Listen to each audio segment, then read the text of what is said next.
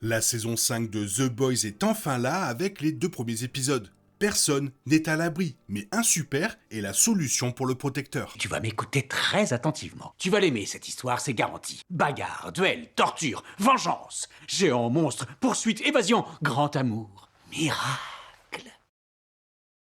Nous avons atteint le point culminant de l'univers The Boys tel que nous le connaissons. Il se pourrait que de futurs spin-offs comme Vote Rising nous replongent parfaitement dans cet univers. Mais l'histoire principale de Billy Butcher et de son équipe luttant contre le Protecteur et l'Empire Vote s'achève avec la saison 5. Désormais, la guerre est déclarée et le premier épisode nous le rappelle avec une scène de mort marquante et dramatique. Il est donc un peu dommage que le deuxième épisode, en comparaison, donne l'impression d'un retour aux sources. En fait, le visionnage de ces 2 épisodes à la suite produit un effet assez brutal. Le premier épisode constitue un excellent début de saison, parfaitement en phase avec le contexte politique actuel aux USA. Mais le second retombe dans un statu quo plus familier et franchement assez ennuyeux. Plus ça change, plus c'est la même chose. Apparemment. Le premier épisode fonctionne car, une fois de plus, il est malheureusement en phase avec le climat politique actuel des États-Unis. On y voit Huey, la crème et le français enfermés dans l'un des camps de la liberté, brevetés par vote avec divers anarchistes, membres de la résistance et personnes ayant eu l'audace de choisir le mauvais camp et de se mettre contre le protecteur. Comme l'a souligné le showrunner Eric Kripke, la saison a été en grande partie écrite avant la dernière élection présidentielle, mais on ne le devinerait pas à la simple vue du commentaire politique omniprésent. Il est fascinant de voir comment ces personnages réagissent à leur emprisonnement, car cela ne se déroule pas forcément comme on pourrait s'y attendre. Par exemple, la crème semble étrangement détendue, voire zen face à sa condition de prisonnier politique. Sans doute que les quantités astronomiques d'alcool de contrebande y contribuent, mais on sent aussi qu'il est heureux de pouvoir se concentrer sur l'avenir sans avoir à se soucier de sa famille. Il se contente de se battre avec ses co-détenus et d'attendre le jour où le bourreau viendra le chercher. Quant à Huey, le premier épisode nous rappelle avec justesse le chemin parcouru par ce personnage autrefois faible et timide au cours de ces 5 saisons. Huey n'a peut-être plus de V temporaire, mais il possède toujours le plus précieux des super pouvoirs, l'espoir. Quaid a l'occasion de briller dans cet épisode, notamment grâce à son lien avec une co-détenue qui souligne combien l'espoir est précieux et rare dans le contexte actuel. Plus tard, une scène mémorable nous offre un échange entre Huey et le protecteur, où le premier prouve qu'il est l'un des rares à pouvoir regarder en face le tout-puissant patron de Vote sans broncher. Un point commun que Huey partage avec son ancien ennemi juré, A-Train. La séquence la plus importante du premier épisode survient vers la fin, lorsque Stella, Butcher et A-Train déclenchent le plan et tentent de libérer leurs amis du camp. Ce qui commence comme une évasion de prison plutôt comique dégénère rapidement en une lutte désespérée pour la survie et en ce qui s'avère être le dernier combat héroïque de A-Train. La mort de A-Train est sans conteste le point culminant de ces 2 épisodes. Il est particulièrement symbolique que le personnage meure en faisant exactement ce qu'il n'a pas pu ou voulu faire lors du tout premier épisode. Il esquive la civile innocente, brisant ainsi son équilibre et offrant au protecteur l'avantage décisif qui lui a permis de remporter leur course-poursuite. Dès lors, A-Train ne peut que saigner et rire au nez de celui qui, jadis, lui inspirait une peur immense. Une scène de mort poignante qui nous rappelle à quel point le protecteur est faible et vulnérable, malgré les apparences. A-Train connaissait les risques liés à son retour pour sauver les boys, mais il voulait être un héros et ne pas ôter la vie à une autre jeune femme, même au prix de la sienne. Sa mort n'a pas été vaine, car elle a permis au super de tenir enfin tête au protecteur et d'exprimer ses véritables sentiments. Malheureusement, l'élan donné par le premier épisode et la mort marquante d'un personnage ne se poursuit pas complètement dans le deuxième. On a l'impression que Huey et ses amis ont été évadés de prison uniquement pour que la série puisse revenir à une configuration plus familière. Une fois de plus, tout le monde sert à contre-cœur sous les ordres de Butcher, tout en élaborant un plan censé éliminer le protecteur une fois pour toutes. La fin de la saison 4 laissait présager une stratégie radicalement différente et plus dangereuse pour la saison finale. Mais ici, on a l'impression de revenir à la case départ, avant que tout le monde ne soit arrêté. S'ensuivent quelques scènes habituelles de drame relationnel et d'intimité propres à la série, avant que l'équipe ne se concentre sur les tests de son nouveau virus sur un membre des Teenage Kicks. Cette nouvelle intrigue se révèle assez divertissante, surtout lorsqu'on comprend à quel point Hard Rock est devenu énorme, mais l'ensemble donne l'impression que la série s'enlise un peu. Il est trop tôt pour affronter à nouveau le protecteur, alors autant se débarrasser de ses accros aux réseaux sociaux. Cet épisode tente de trouver un fil conducteur émotionnel plus marqué avec l'intrigue secondaire de la comtesse Crow et la crème, mais cela paraît au final un peu superficiel et sous-développé.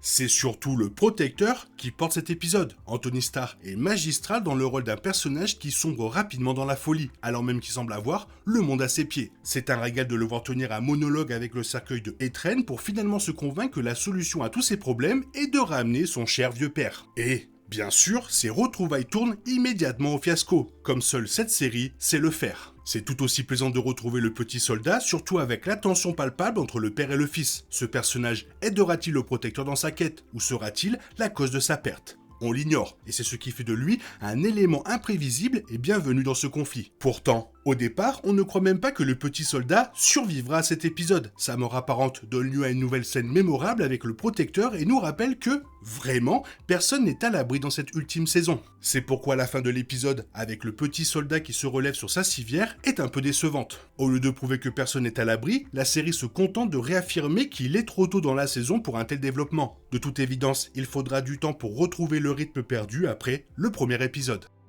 Lorsque le petit soldat arrive chez les Teenage Kicks où Billy Butcher et sa bande sont réunis pour tester le virus sur un jeune super, il est pris au piège. Tout semble indiquer qu'il est condamné après avoir été exposé au virus que le groupe parvient à contenir dans la maison. Il s'effondre au sol, des plaies purulentes recouvrant son visage. Ce serait un coup dur pour le protecteur. Toutefois, le super apparemment invincible, qui vit depuis des décennies et ne vieillit jamais, ne peut pas mourir si facilement. Pour ceux qui connaissent son histoire, ce n'est pas une grande surprise. D'après les détails concernant le personnage, on sait que le petit soldat est très puissant, peut-être même plus que n'importe quel super existant. Ce moment est crucial pour l'intrigue principale, où Butcher est déterminé à libérer le virus dans le monde, sachant qu'il tuerait tous les super, lui y compris, et que les humains y sont immunisés. Les autres se rallient à sa cause, notamment Annie et Kimiko, conscients qu'elles seraient également tuées. Toutefois, elles sont prêtes à ce sacrifice. Mais avec le petit soldat dans l'équation, ce sacrifice semble complètement vain. Il pourrait être le seul super immunisé contre le virus et donner une idée au protecteur pour qu'il soit lui aussi immunisé.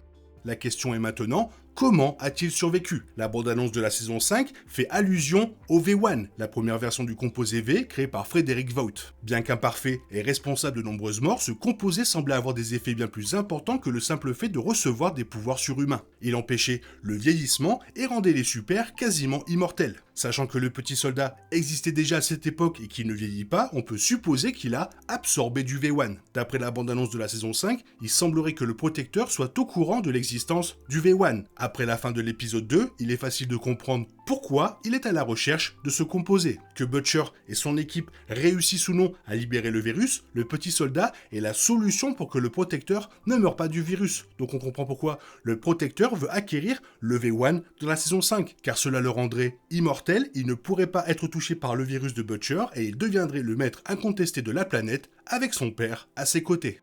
Dès la première scène de la saison 5, Annie est en mission. Elle collabore avec un informaticien pour saboter le dernier plan du protecteur et diffuser la vidéo du vol 37 au grand public. Son plan ne s'est pas déroulé comme prévu et la situation s'est compliquée avec l'arrivée de Black Noir 2. Or, après cette scène, Black Noir 2 a un comportement étrange.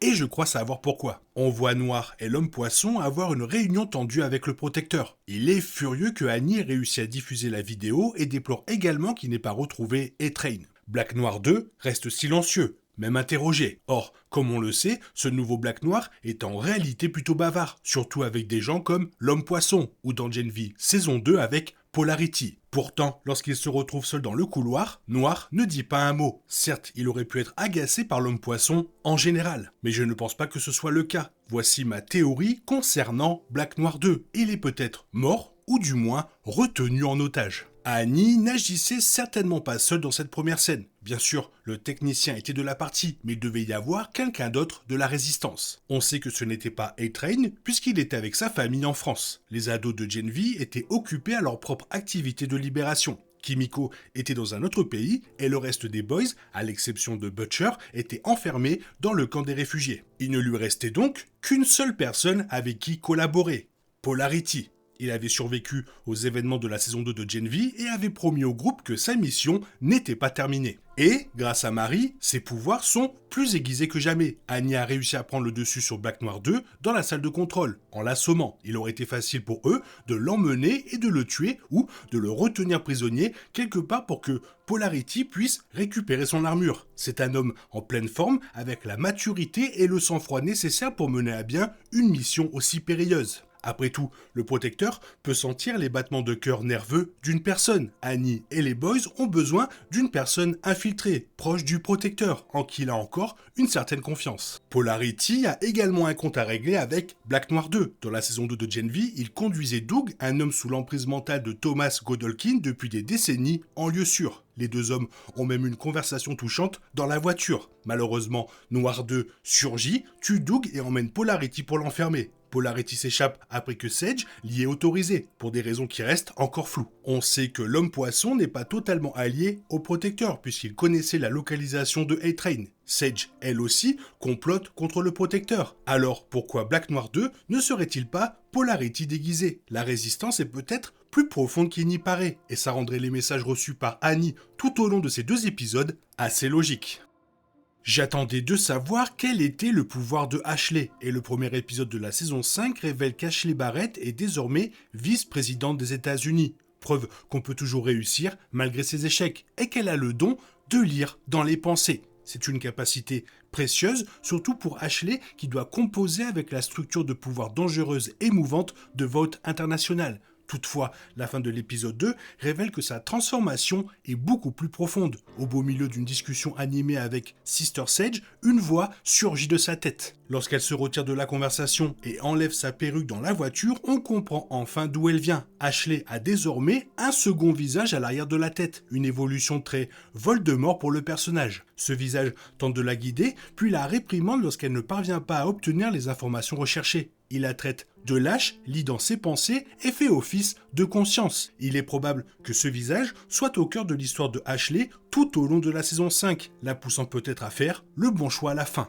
La putain de tumeur psychique à l'arrière de la tête de Ashley, comme elle l'appelle, est exactement le genre de retournement de situation grotesque auquel on s'attend dans cette série. Et c'est un ajout parfait au personnage de Ashley, une femme qui, au cours des dernières saisons, a pris conscience de la pourriture du système auquel elle appartient, mais qui continue de le perpétuer pour survivre. Ce décalage provoque chez Ashley de l'anxiété et la pousse à s'arracher les cheveux. Compte tenu de cette tendance, il n'est pas surprenant que sa conscience se manifeste à l'arrière de sa propre tête.